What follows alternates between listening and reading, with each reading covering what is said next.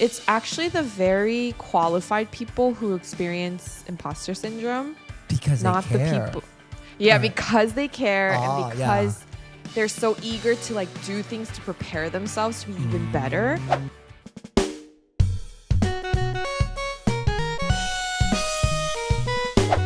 Welcome, beautiful people, to the Lost and Local podcast. We're Adam And Hannah. Two Korean citizens who grew up abroad and are now figuring out life.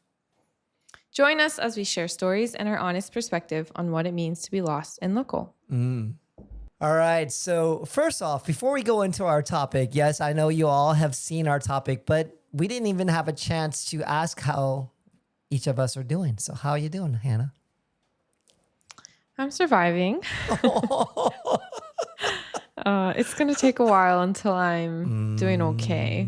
But this week, there were no crazy things that happened to me. Okay, nothing too dramatic. Nothing too dramatic. Just the standard drama continued over into this week. So I'm not complaining. As long as there's nothing more on my plate. Okay. Yeah. What about you? Okay. Yeah.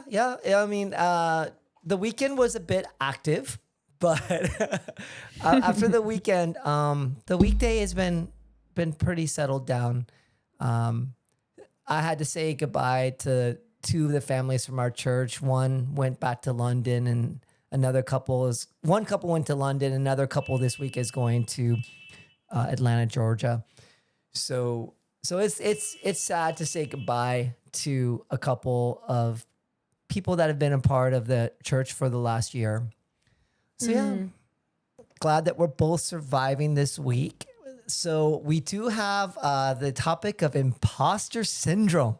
So Hannah, I give credit to Hannah with all the creative ideas. I'm just the what do I do? I just do the brunt work. I just do the heavy lifting on editing. No, you do the most important work. Hannah's a creative. So no, thank goodness Hannah's a creative. No, Adam does all the editing. Yeah, but that's all of the clips. You don't have to think too much with the creative side. That's the part that I'm glad Hannah's my co-host. So anyway, she thought of imposter syndrome, and here is the icebreaker. What's the most ridiculous situation where you thought, I have no idea what I'm doing? So let's break the ice, Hannah. How goes? Do tell. Wow. So many things. Oh, okay. But for me, I guess the most vivid memory I have is the first time I was a chaperone on a off-campus field trip. Like, so I was like a camp counselor when I was in college, and we got a chance to go to Martha's Vineyard, which is super fun, right? Martha's Vineyard is like where everyone vacations in New England, and we're going there for the first time. Yeah. Anyways, yeah. Sorry, it's so nice. I hope everything works out and you don't have to experience what I did. But anyway, okay. So on the bus ride there's this student who was basically allergic to everything on the face of the planet. Like her list of all these things that she couldn't eat was like so extensive. But for like most of the summer camp, she was really good about it. She was like, like checking the ingredients, or like she packed her own food. And I don't know what went into her mind, but she was like, let me have this piece of gum someone handed over to me. Okay. And so in the bus, she gets an allergic reaction. So we're on the highway. We have to stop. And then someone else who was driving with us instead of the school bus, like takes her, and then they go to the hospital. And I'm just like, oh no. Okay. So now our head staff member is gone. So now I've bumped up the ranks, right? So now I'm a little more in charge of more things. And I'm like, oh, that's a little scary, but okay. And then two other kids get dehydrated and they can't talk. Like, they're so dehydrated and exhausted. They have like heat exposure and all of that. So they can't talk. And we're like, what are your symptoms? And they can't talk. And so they're like, Hannah, you're taking them to the hospital because they're a part of your cohort. I'm like, oh, okay. So And we you're go to in the university at the time. Yeah, I think I'm like a rising junior. Oh, wow. You're still pretty young to Yeah. be I'm still doing all pretty that. young. Also, like I'm an international student, so I don't know how like the medical system works in the Oh, US. yeah. I've never been to the hospital, so I'm just like, okay, okay, let's go. And then they're like asking me all these questions, like, do you Mm. know like what insurance company they have? Is it PPO? Like whatever, like whatever something. And I'm just like, I have no idea. And then it doesn't help that these are like students, so they also don't Mm. know what their insurance Yeah, of is, course. and then they can't talk, so we're just like, can you call your parent? And they can't. They're just so like they're so exhausted and fried. And Mm. so this nurse is just staring at me like I'm this useless person, and I'm like, yeah, I am a useless person right now. Like I don't know what to do. So I just remember sitting there and just being like, I need to wait until an adult comes. And I didn't feel like an adult. And then finally someone higher up came, and we were there like filling out patient information, like parent contact information, and then they're like, who is their primary provider? And I'm like, I don't know what that means. Like what is Oh, yeah, any of this not even, terminology? Like, yeah. Not yeah, I'm growing just up like, in I the don't States. know. Even if you grow up in the States, a lot of that terminology, probably most people aren't even going to be privy of. Yeah, or like copay. I'm just like, what is a Mm. copay? Mm. And they're like, do you know what the copay is? And I'm like, I don't know. I don't know what that means. So I just remember like I was stuck there the whole day, and I had no Mm. idea. And then we ended up going home at 10 p.m. So Wow. So the whole field that was trip was, me. oh, did you guys have to stay somewhere the night though? No, Oh. thankfully they got this, like they just got a couple IV like Oh, things. I And then see. after a couple hours in the AC, they were fine. And then we went back to the dorm. But Okay. yep, after that, I refused to be a chaperone on any field trip. Yeah. Yeah, that sounds pretty traumatic. Yeah. Okay. You know, the funny thing as you were telling me this story is that Mm-hmm. I worked with youth for 17 years. Mm-hmm. I don't know. Not once did I ever have to take a student to the hospital. Oh, Ever. thank goodness. Thank Isn't that goodness. crazy? So you forgot a kid, but you've never taken Yeah. them Oh to my God. hospital. Yeah. Did I tell You that want to tell story the already? story? Did I tell that story on the podcast yet? I don't think so. I don't think Oh so. gosh. Well, I mean, you just threw it out there real quick. We'll just make it very succinct. I was on. I had a youth retreat, and we were at a rest stop before we got to the location. This was back in Oregon, and we have like this is a smaller youth group at the time. I was pretty, still not well seasoned yet, but I was driving the church van. And we probably had like 12 or 13 kids, maybe 15, because the van was a 15 passenger and it was pretty full. So, Oh. so yeah, we all jumped in. All the kids went to the restroom.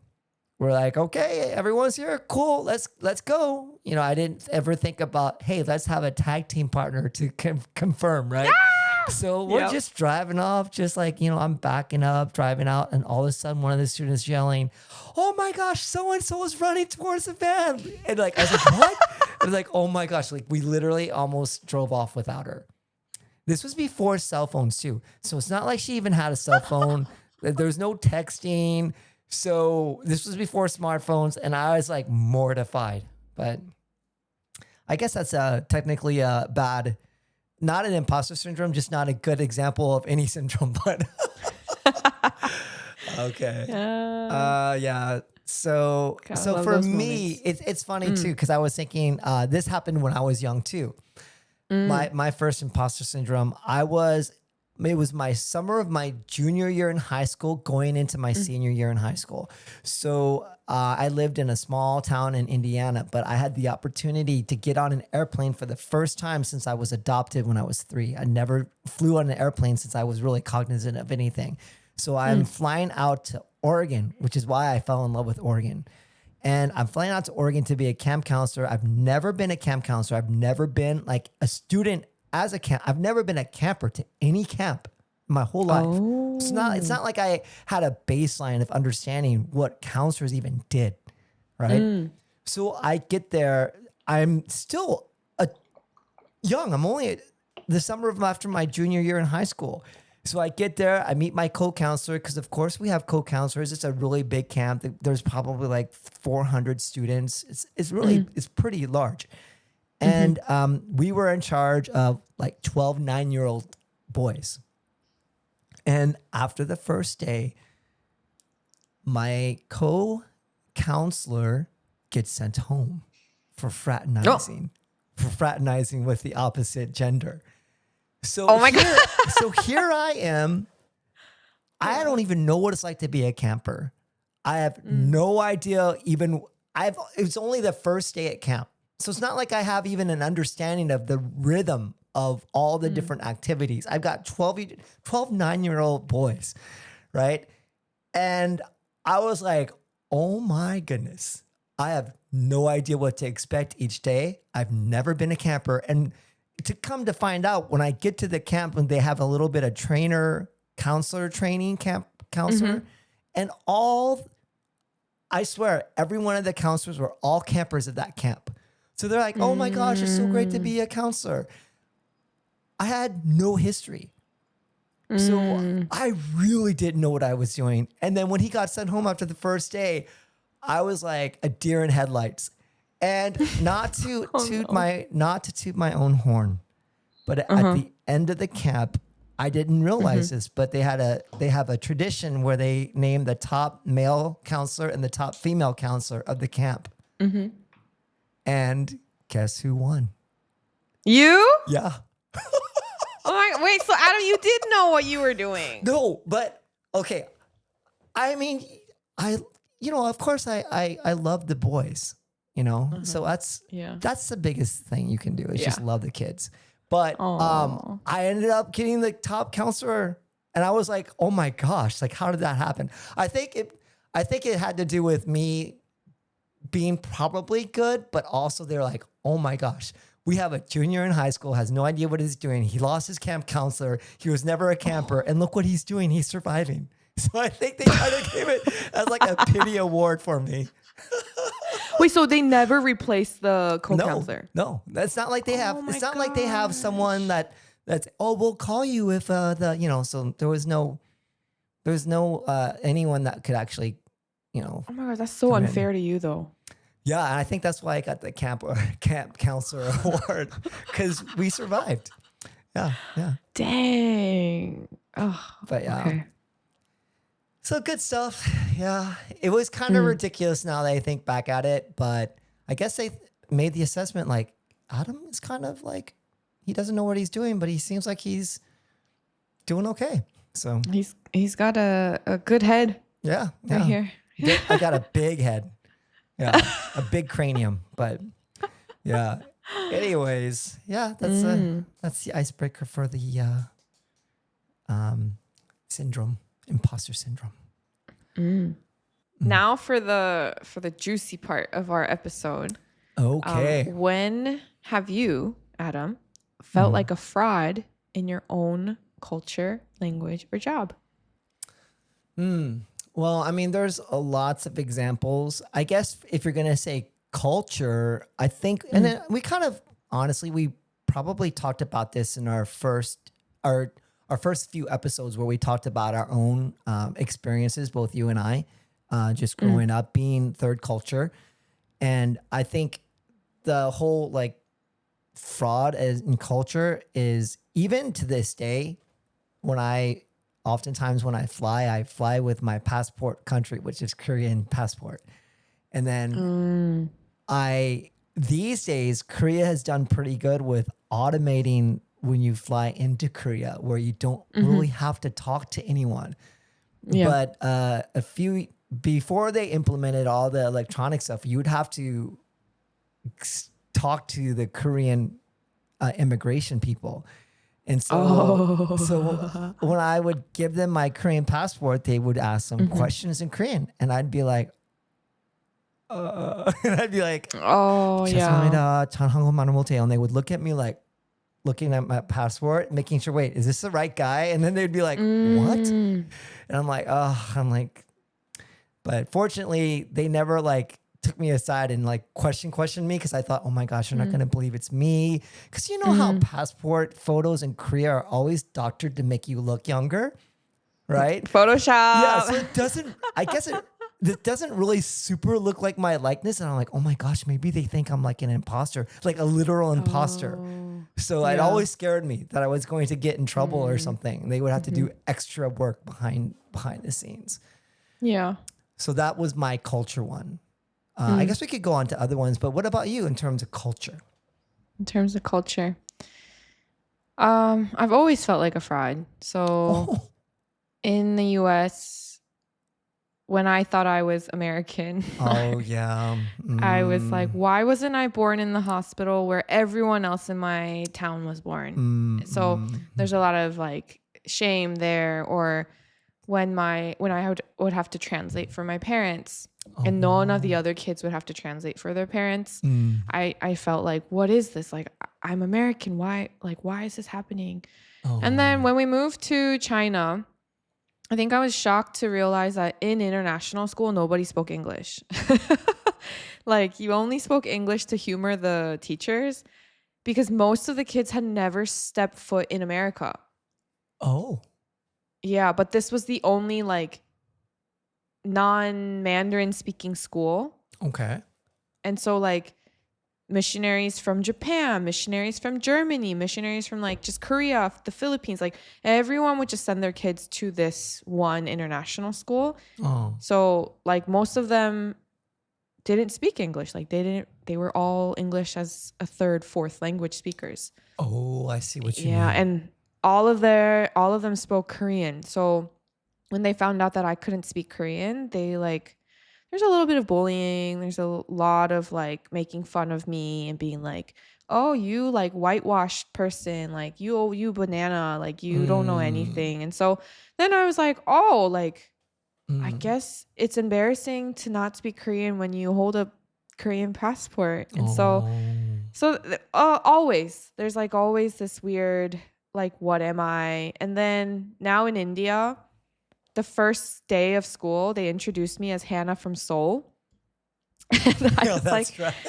That's so funny because I didn't even live in Seoul. I lived in Suwon. So, yeah. But I mean, I get it. I get the sentiment. Like she's from, like I was close enough to Seoul. But then everyone's like, oh, like how is Seoul? Like what's your favorite restaurant? And I'm just like, how do I tell them that I've only like lived there 5 years out of my entire life? And I know Boston much better, but Boston's not really my own country. So yeah, constantly feeling like a fraud. Oh no, we're like bringing up like tough stuff from the past. No, but I don't think I feel okay. Yes, I do feel shame at certain moments when people ask me about certain things and I can't answer. Like I do feel a little bit of shame, but then I think at the same time I've come to terms with the fact that I am third culture and like maybe I don't understand X, but I know Y. Yeah, just making my peace with that. Yeah.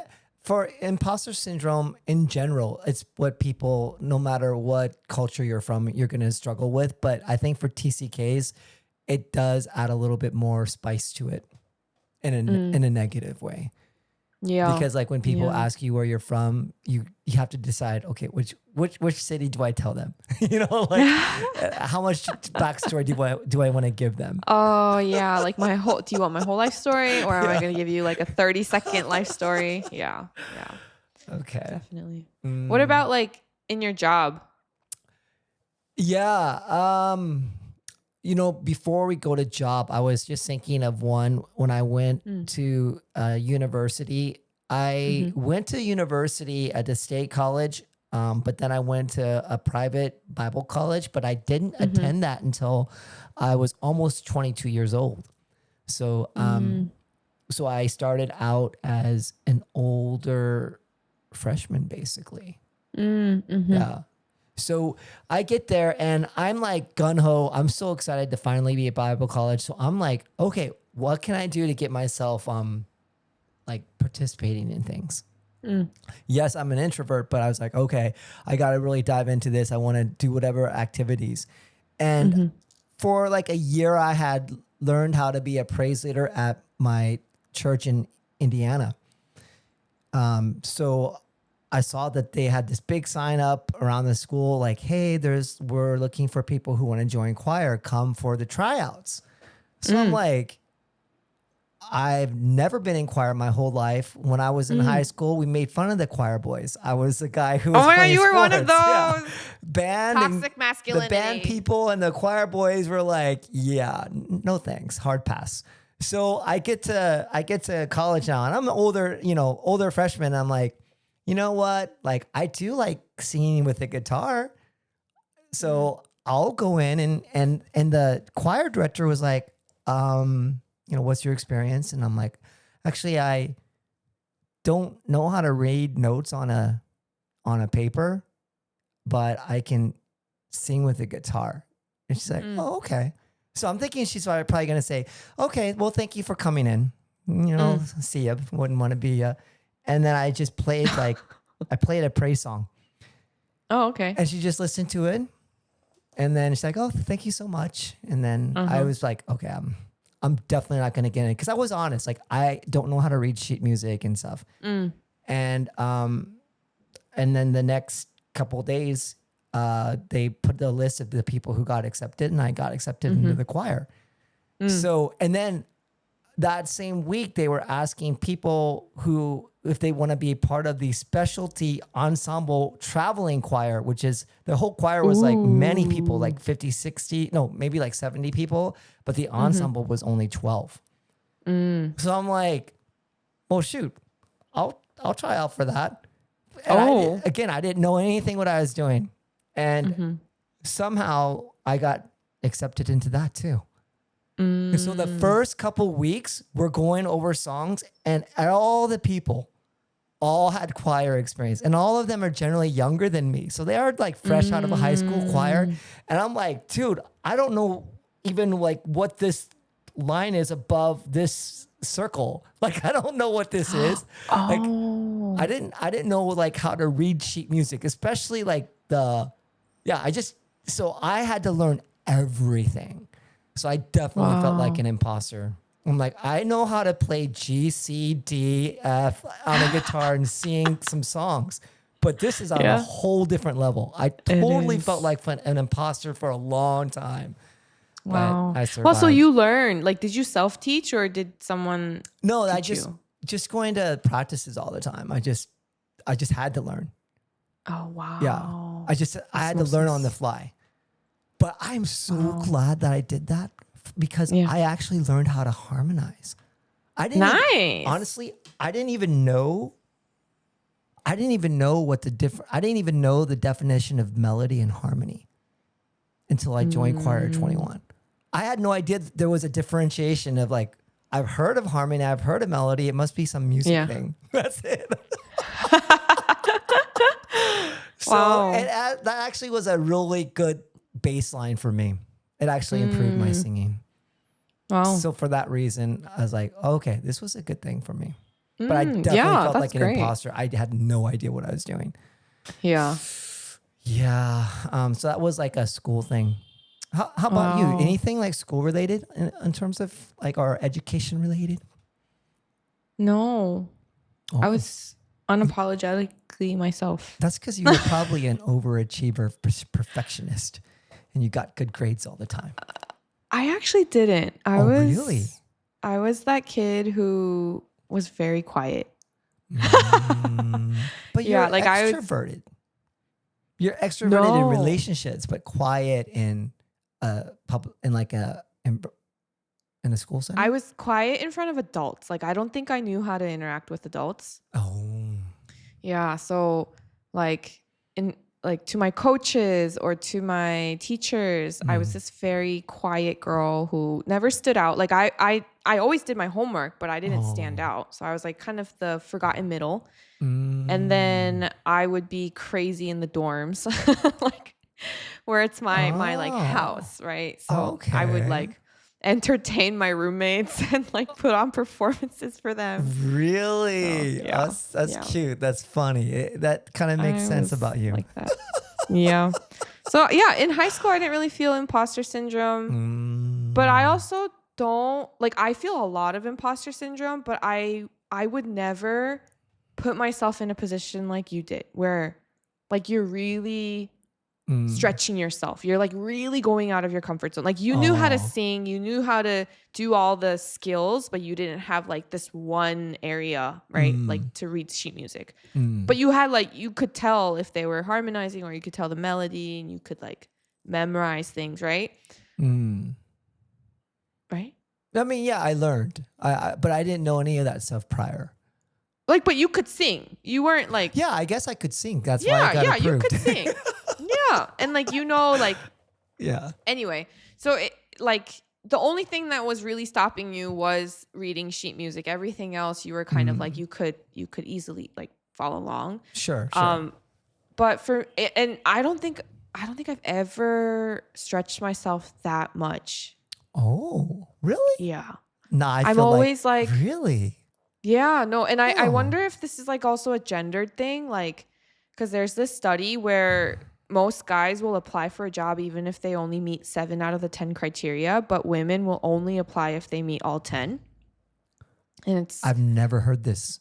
Yeah, it's like a actual, yeah, Really? like women are always making sure that they have everything covered before they even try. And so, but then they still experience imposter syndrome. So I think I fall into that statistic where I would only apply jobs where I knew I would do well, or like I knew how to do those things.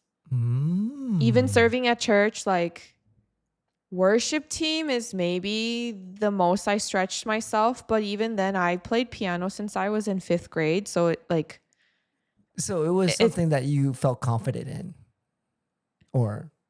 I didn't feel confident, but it's not like I'm going in blind.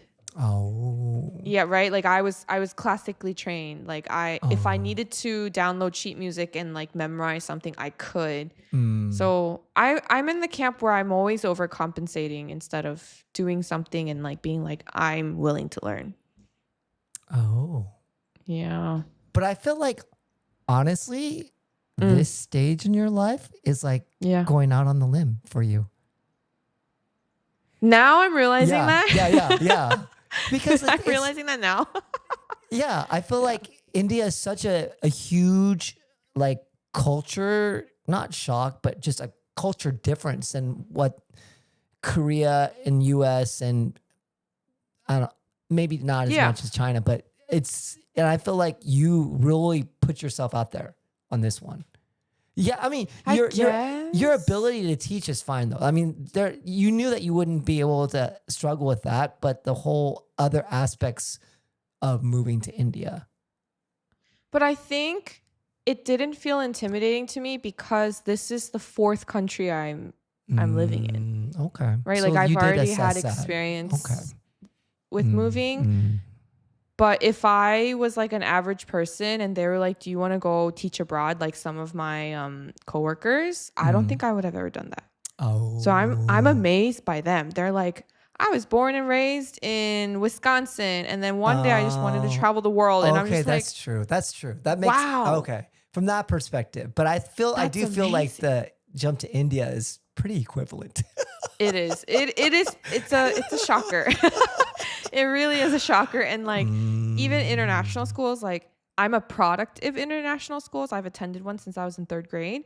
So I thought, like I already know, how the sausage is made. Yeah. That's true. But I realized that Indian international schools have their own like unique culture and like it's like a different situation. So I'm actually experiencing more culture shock at this school than I am with like Indian culture. Yeah. Okay. Indian culture, I'm just like, everything's new. I'm ready to just accept. Like it's different. It's already different. So like, let me just like absorb whatever I can. But at the school, like some things are similar. Some things are so foreign. So that was a little bit of a curveball for you. Yeah. Because you thought at least the school would be the one that would be the more comfort for you. Yeah, but it's not. And like playing that guessing game is actually harder. In some ways. Yeah. That's interesting. Because you know what's funny is I always, at least I tell you that I always consider myself a cautious man. right? But Yeah. now that I think about it, I always have found myself jumping into things that I had no idea what I was doing. Yeah, So, like that Korean church, like the guy was like, "Follow me," and you're like, "Okay." yeah, You just followed yeah. it.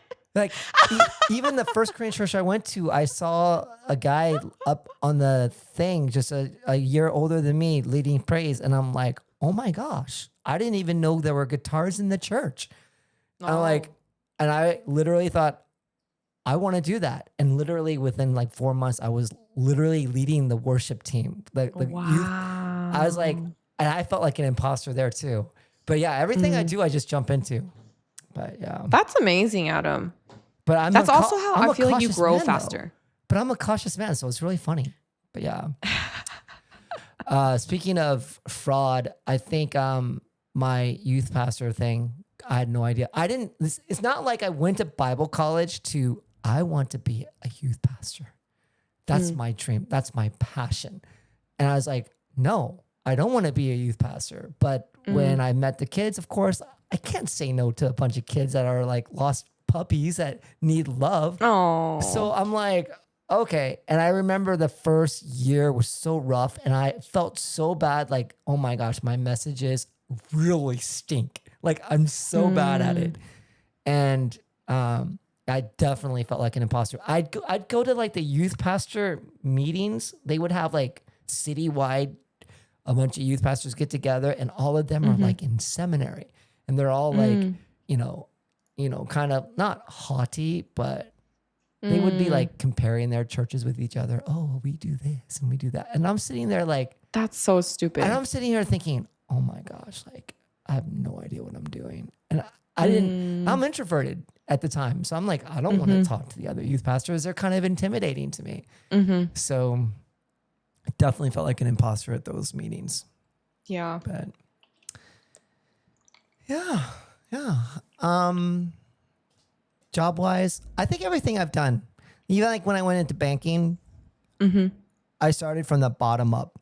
So it's not like I got a college degree in finance and I went into management. I literally started out as a teller. Wow. Teller. So I was 30 years old and I was being trained by high school interns. No way. At the bank. Wow. And and then within 2 years, I was the assistant manager. Wow. Yeah. Look at you, Adam. I was a top targeted services ratio personal banker in the region, which means like every time a person sits down with you, how many products do you end up opening with that person? And I like blew everyone else out of the water in terms of all the bankers in my region. Wow. And they literally got so concerned that they were like, is he cheating? So they had to talk to my manager and assistant manager, interrogate them like, hey, is this guy like, is he on the up and up? Is he kind of like cheating the numbers? And they're like, no, he's just good. Really personable. Yeah. Yeah. So yeah. But everything I've done, I've always jumped into it, not knowing what I was doing. That's amazing. But not that like I admire that. Yeah, it's not like I'm great at any of the things that I ever did. It's just I think, and I guess we'll talk about it later, but I'll hint. But I think repetition is the mother of all learning. The more you do it, you can't help but at least at some point just being sufficient, even if you're not even gifted at it. Anyways, anything else for you on culture, language, or job? Jobs? Yeah. Because you've always just did teaching, right? Pretty much. I mean, for your university degree and going out, I mean, you just always did teaching. Oh, except you did do something different when you came to Seoul. Yeah. But true. Most of my life I've been a teacher and with teaching, I don't think I feel imposter syndrome because you just need to know a little more than the students. And then if they ask a really, really hard question, then you're like, oh, class, what do you think? And look at you. You put the pressure on the other kids. So teaching, no, not so much. But with literature, definitely, like, I am not the most well-read English teacher you'll meet. Okay. I'm not crazy about the classics. I'm more about like contemporary. Not the Hamlet people of color. and Yeah, all but that even with stuff. people of color, like I thought I was well read, but I came here and then all these people know all the works of Hangang. Do you know Hangang? Korean That sounds like novelist that. who. Hong Kong sounds like the Hong Kong River. Yeah, no, yeah, yeah, Oh, oh, yeah. It's okay. the same, but Oh, she won the what is she? is she just like a really well-known literature writer in Korea or something? Yes, but she got the Nobel Prize in literature Oh, in 2024, so pretty recent. oh, wow, Yeah, and that's so impressive. now, and you know how like Koreans don't really read. No, I So didn't know this. oh, so Koreans don't Really? really read because Are there just not it's many authors that write in Korean? Is that why? Like no, there supply? are authors, but just like Oh. Korea as a population, they're more interested in media than they are in like sitting down and reading things.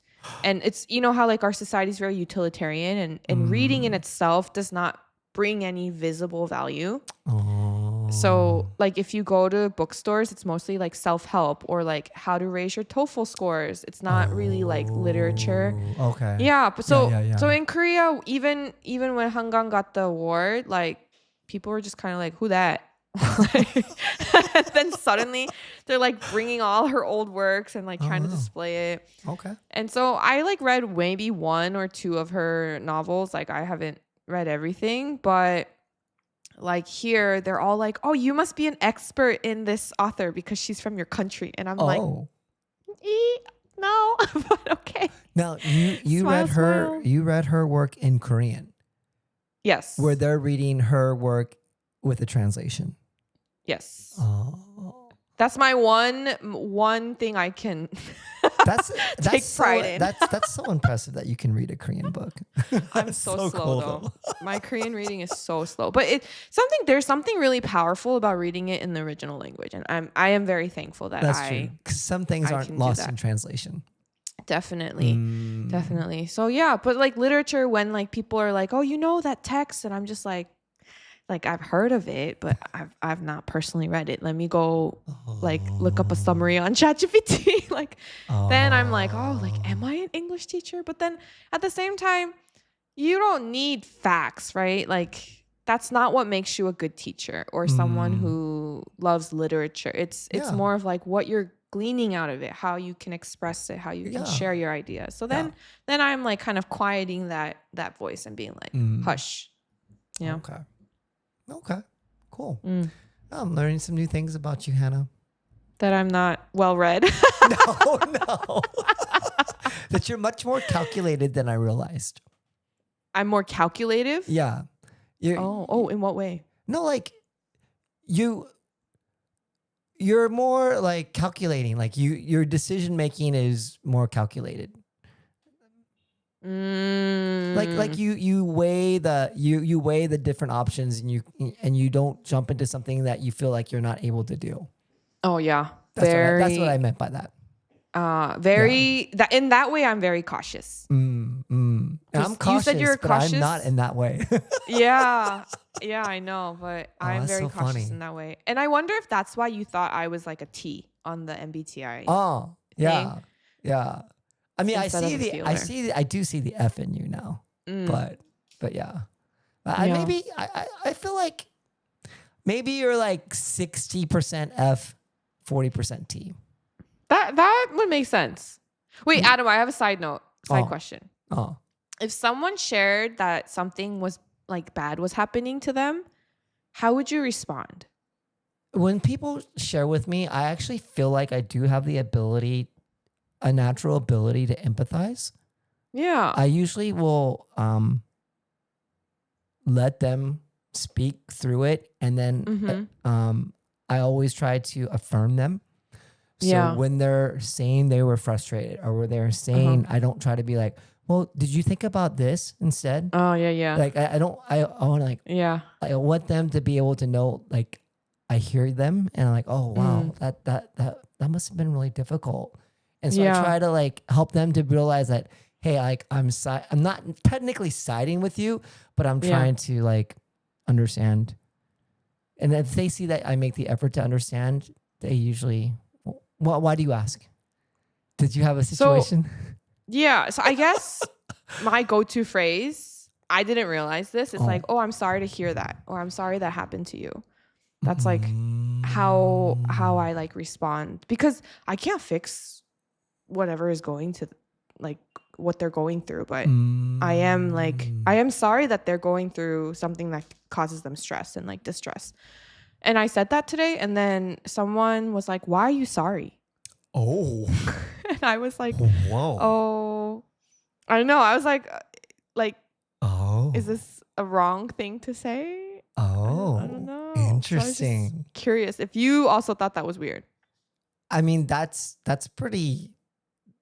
I mean, technically, for someone that's in that situation, I could see why maybe they're kind of tired of people responding that way. But to be so like snappy at that is kind of like more telling of them than that Than me. person. Yeah.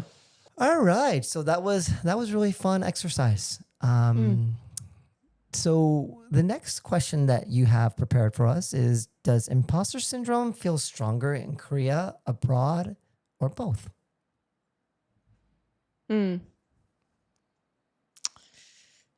a no-brainer.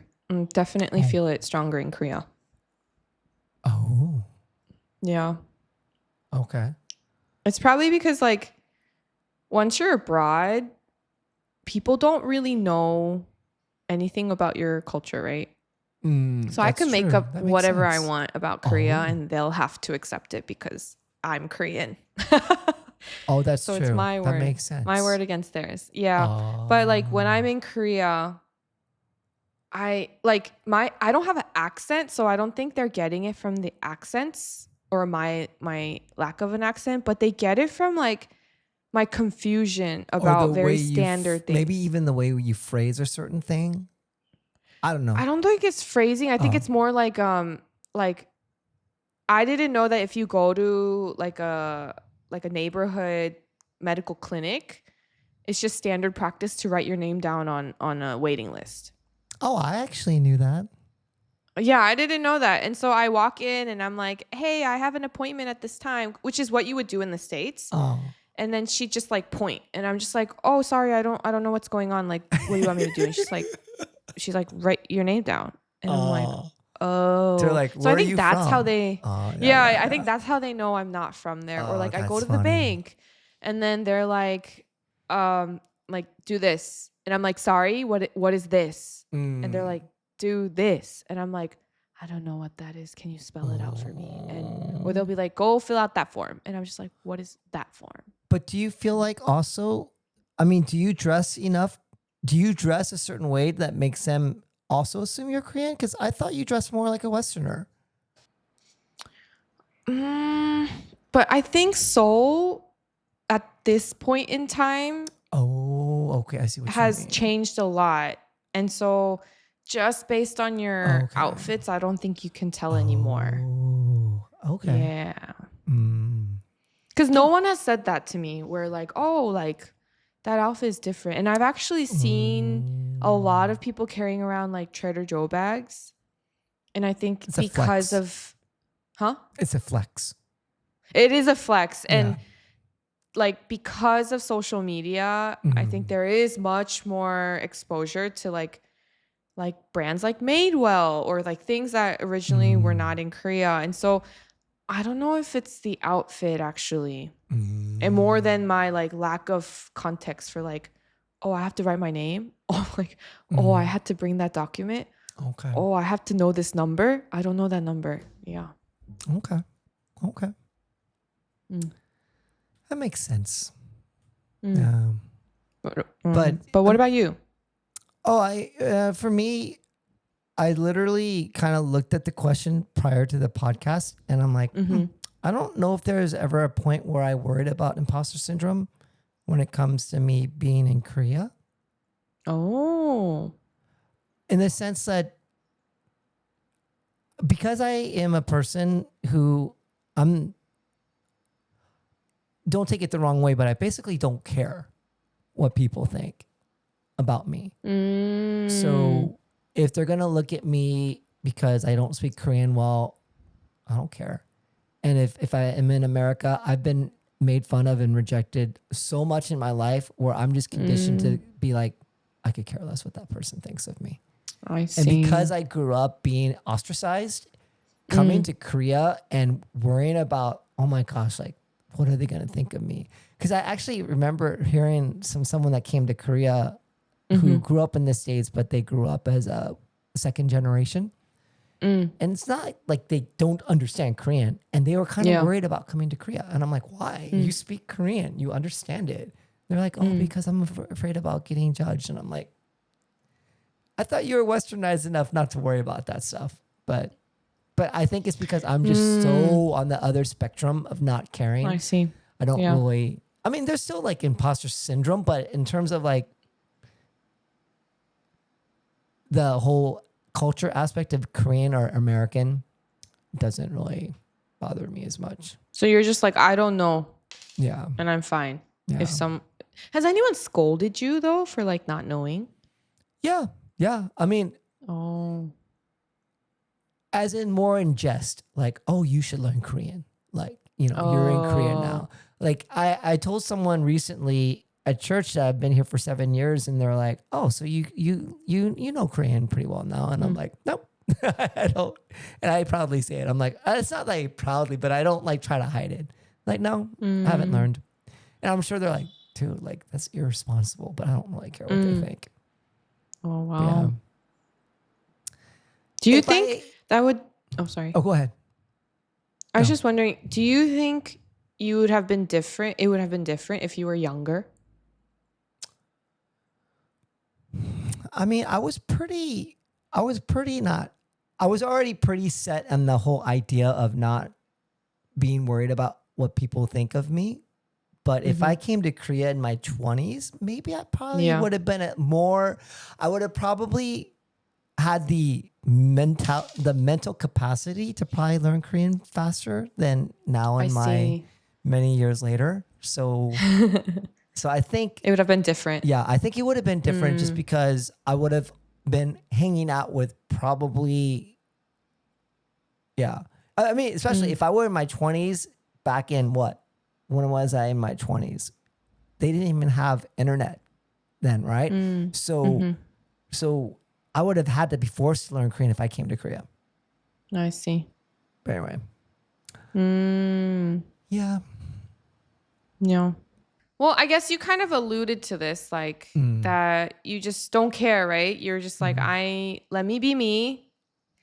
But are there moments where you do have to like talk yourself out of the spiraling of like, oh, am I not suitable for this role? Oh yeah. Yeah, for sure. Like a perfect example is I did 17 years of youth ministry.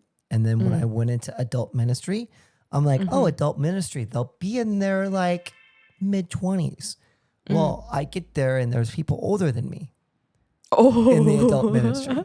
So I've got congregants who are older than me. I've got people in their 30s. And then I did have the people in their 20s, right? So I'm like, oh, okay. So there was a part of me that was like, it's one thing like sharing the word of God and sharing Bible stuff to youth because they generally don't know things. So it's kind of new and fresh for them. But then I'm like, oh, but what if this person is well versed because they're an adult, you know? So I was like, I got to kind of step up my game. I think like when I was teaching youth, you can be creative with your anecdotes and you can kind of just, that's true, you know, be self-deprecating and funny. But with adults, you're like, oh, they're probably going to really want more serious, deep diving, historical, cultural context of things. And so I was like, oh my gosh, like I really have to make sure I prepare much more.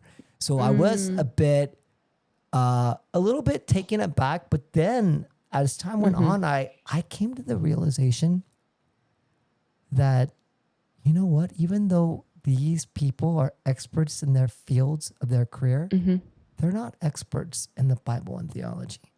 And that's when I realized, don't be so intimidated. And then on top of that, I realized too, I had like a recipe of success in terms of how I approach ministry. Yeah. And I thought it's not going to correlate to adult ministry, but it does. So that's when I realized, you know what? All these people that are in adult ministry, they were all youth one time. It's true. And that's honestly how I talked myself out of imposter syndrome. That's amazing. Yeah, I just like, you know, this person who's sad and hardened at 32 was probably a really wanting to be knowing God at 14. And that person's still inside them. And I just got to find it. So, yeah. Yeah. Also, I don't think people change that much. Like who they were in high school, unless there's like a drastic, like I met God and I did a 180 moment. Like I think your base sort of values and impulses and like weaknesses and strengths are kind of just already formulated and they just strengthen as you age. I don't think you change that much. Yeah. Even though they say like your frontal lobe isn't developed until 25, you're right. I do feel like your base personality is pretty set by the time you're in your teens. Late teens. Like, Yeah, I agree. What about you? How about you? How do you talk yourself out of imposter syndrome, or how do you do it, or how have you? One thing I love about being 30 in my 30s is I'm kind of like, you know, people can see right through me. Oh. So if I don't know, I'm just going to say I don't know. Oh, instead of acting like acting like I know things. And I think when I was younger, I always wanted to like prove myself, or if I didn't know something, I felt really ashamed. Like, why don't I know that? But now at this age, I'm like, you know what? I'm a strong, independent woman. Like I have good friends. I have a good paying job. I'm pretty good at my job. And so if I don't know this small, weird detail, like who cares? And I think that's something freeing about being in your 30s and being older, where you can just own up to like, I don't know. It's okay. I don't think I look stupid. But then other times in areas where I should be really like well-versed, I think that's where a lot of the imposter syndrome comes in. Like, like I know that's like teaching 101. Why did I forget that? And then I'm like, if I don't know the basics of teaching, am I a teacher? And then I start spiraling. And before ChatGPT, I used to call my mom, my poor mom, and I just rant and like be like, I'm a failure in life. Like I can't do anything right. And she'll just be like, no, there are some things you did right. Tell me the things that you did right. And she'll like walk me through it. Your mom's great. I know, she's amazing. And now that I have ChatGPT, I do that with ChatGPT. I'm just like, you're one of a few people in their 30s that talk about this, that utilize ChatGPT this way. Yeah. I don't do that. And it's great. Like, I think it's great because it kind of helps you tell it, like rehash stuff, huh? And yes. And you can tell it to be like, I want you to give me a non-biased opinion about this. And like, it also remembers everything, right? It remembers what you've said in the past. Yes. It can't be unbiased because whatever I'm feeding it, it's like, you know, using that. But still, I think especially when I have some like Indian cultural things, I'm just like, you are going to be a cultural expert and like, this is the context. Can you tell me if I am misunderstanding the situation or if like my frustration is valid and I should approach it and like talk about it? And then it'll be like, oh, I see where you're coming from. And like your emotions are so valid. And I'm like, oh, thank you. And then it gives me a more logical sort of thing. Yeah. It's also like learning how to prompt it to be able to flesh out its ability. But those are really good examples of using the AI in that way. Yeah. Or like I had some issues with my housekeeper, like with pricing issues, and every person I talked to was kind of giving me a different sort of advice because Like if Oh, you're a local Indian, you can't really understand what an expat's life is and how okay. people are charging Sure. you. And if you talk to some expats who want to maintain basically their American life here, of course they have to pay more money. Like they want Mm, chocolate chip cookies. Where are you going to get chocolate chip cookies? Like mm. from something imported, right? So they're willing to pay way more to have their housekeeper get certain things. So I was like, but I'm Oh. like neither of those. I'm like kind of in the middle. Like, yes, I Mm. occasionally want nice things, but I don't need that all the time. So I was like asking ChatGPT, like, what is a reasonable pay for a monthly thing? Like, how should I approach this? And it started like searching through its database and like the internet. And then it was like, okay, let me tell you kind of to fit your situation. And I'm like, this is great. Oh yeah, those are My new really good best friend. examples. Yeah. Those Yeah. are really good examples. Yeah, I don't use it in that way, but How do you use it? um I'll ask like with like worship songs, sometimes I'll be like, "Hey, Oh, this is my lineup." mm, Oh, for example, this yeah. week we probably won't include this, but this week I had 3 songs. We're I had three yeah. songs, and at the end, I was like, I'm just not happy with "Worthy of It All" as it end. Is there like? So I asked Mm, ChatGPT, "Here's my 3 songs. I'm keeping it in the key of B, but yeah. I'm not happy with the way it ends. So Mm. could you help me with a song that I can add as kind of like a medley, like a chord?" And they're like, "Well, actually, like they gave me a bunch of different suggestions. Like, oh well, so and so arranged it this way." And they had Oh, an arrangement where they had "Worthy of It All," and then they sang the chorus of "We Exalt Thee." Or oh, that's so and cool. I was like, and then I played it, and I'm like, oh, dude, this is nice. This sounds good. But it was Wow. someone had already performed it, like Yeah. some Jeremy Camp or Jeremy Riddle or someone. But I would not have Okay. known Yeah. that, That's true. But they also it also suggested a bunch of other songs. But I was like, That's so oh, cool. that's so cool. That's so cool. Yeah. I wonder if it can teach me jazz then. Like, if Oh, I'm like, I want to jazz rearrange this piano. hymn, yeah, like this hymn into a jazzy like thing. Can you teach me how to like get there? I wonder if it can Uh, teach me. oh, Yeah. yeah. Who knows? That'd be because music is sort of like math, right? Yeah, yeah. You have to. If you're good at music, you usually do well in math. They say, but Yeah. that didn't Because it's translate all with. like But that didn't it's like translate with you, thirds. Miss Musician. You don't like No, math, I'm really bad at math. but you play the violin and the piano. And guitar, a little bit of guitar. Yep. Yeah, but you don't like math, so that's interesting. But my highest score was math Like an in high SAT, school. ACT thing. No, no, not SATs. Like I did the IB system and I scored the highest in math, even though Oh, my highest predicted score was supposed to be biology. wow! Look at I don't know what you, happened. the I musician know. So side. my bio teacher was really sad, and my math teacher was overjoyed. Oh wow, that's funny. Yeah, it is really funny. It's funny how we veered off, but I enjoyed it. Okay, I gotta head out soon. All right. How shall we close? All right. Well, that was a really fun exercise, Hannah. Thank you for creating that. I think at the end of the day, having imposter syndrome really isn't going to go away.